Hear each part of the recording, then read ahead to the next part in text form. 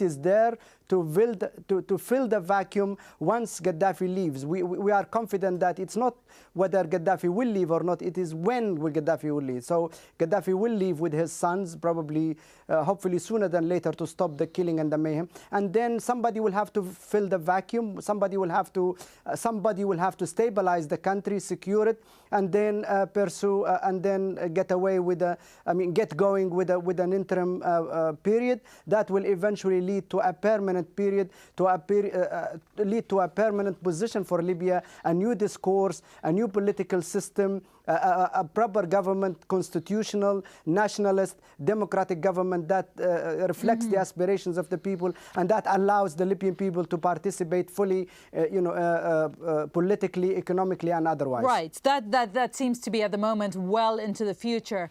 But for now, Mr. Andrew McGregor, would you say that the international community should be recognizing or taking sides for this matter in what's happening in Libya? I was very surprised by the French decision. I thought it was made in great haste, and I think it displays a struggle that's going on right now between a number of Western nations to try to exercise some kind of influence within the rebel camp, dealing with a council that not a great deal is known about, except that many of them were, until very recently, full Gaddafi loyalists. So we're seeing a struggle between France, Great Britain, the United States to try to get in there first and exercise the most influence over coming events. How much is this, Jamal Gamati, do you think it's about other countries trying to exert influence in Libya rather than actually trying to help the people of Libya? Well, I think outside countries, big countries like America, Britain, France, even China and Russia are entitled to be, keen to know what's going on and to be there. But what really drives this is the local dynamics. The local dynamics within Libya is what driving the whole thing. And the local dynamics are telling us that Gaddafi is now isolated. He's mainly in Tripoli and he controls very few towns around Tripoli. He cannot even regain control of Zawiya, which is 40 kilometers, 25 miles west of Tripoli, and he's totally isolated. He is now condemned by the whole world for basically pursuing a genocide against his own people, and it's only a matter of time. So of course the outside countries are entitled to look forward, to look ahead. They want to be in a position where they will have good relationships with Libya of the future. Gaddafi is now part of the past.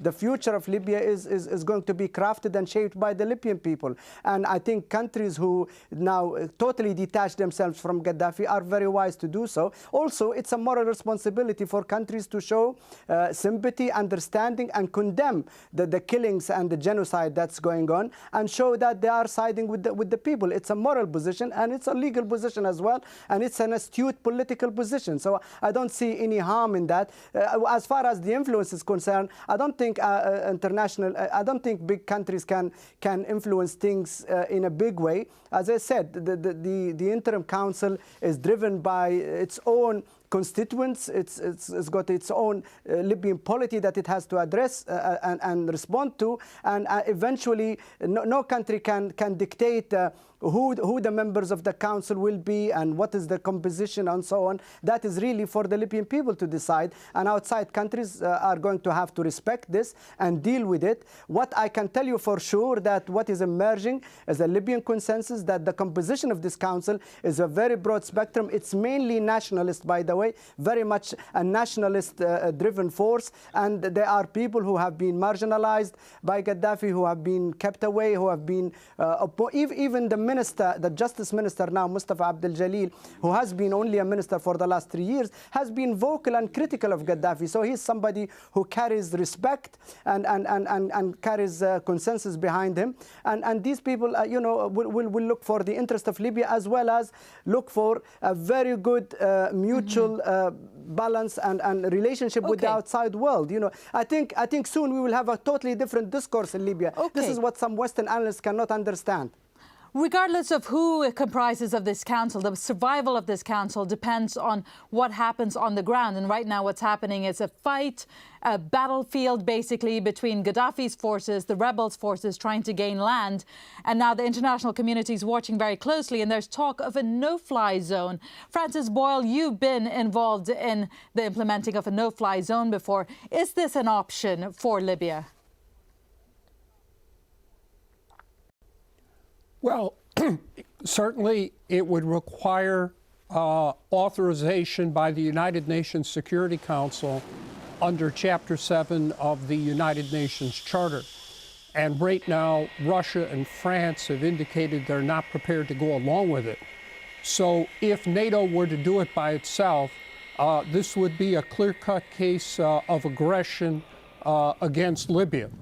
And as for the motivation of the great powers, I can't speak for the rest of them, but certainly all the United States government is concerned about here is re-stealing Libya's oil and reestablishing military bases in Libya, which the United States had before the Gaddafi revolution.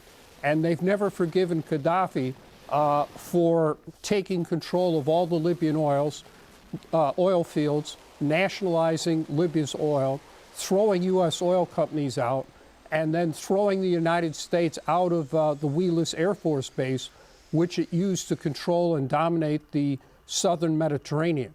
So certainly those are the motivations here by the United States. I am not questioning the motivations of the common ordinary people of Libya who want freedom. Although, as Mr. McGregor correctly pointed out, most of the leaders of the so-called rebel council are former Gaddafi apparatchiks. So it's very hard to take any of them seriously. You shake your head there. Can you tell us why you're saying that this is not valid, Juma El-Gamati, when you say that most of the former people in this council are former Gaddafi people, and now they are in positions of power? Why should people actually believe them? Actually, with the greatest respect to your guest, there are some obvious inaccuracies there. I mean, I know the 30 members of the council, although only about 8 or 9 of them have been announced. And I can tell you, yes, Mustafa Abdul Jalil is a next justice minister, but the rest of them, in fact, they are ex-political prisoners in Libya. They are very, very staunch opponent of the Gaddafi regime. They were marginalized. They were imprisoned for a long time. They are people who carry the respect of their local communities. It is, and I mean, I ask your guest to give me the names of apart from Mustafa Abdul Jalil, who else was an ex-minister? Abdul Fattah Yunus, the ex-interior minister, is not even probably involved in the council. He's taking care of re-establishing and rebuilding the Libyan army. So apart from Abdul Fattah Yunus, the ex-interior minister, and Mustafa Abdul Jalil, I ask him, who else is he talking about? In fact, the great majority are opponents of Gaddafi. They have been opponents of Gaddafi throughout the last 40 years. Some of them have been political. They are intellectuals. They are judges. They are human rights activists. I mean, take, for example, the lawyer Abdel Hafid Ghoga, who's the spokesman now. He has been a staunch critic of Gaddafi for so long, and he's well known as a human rights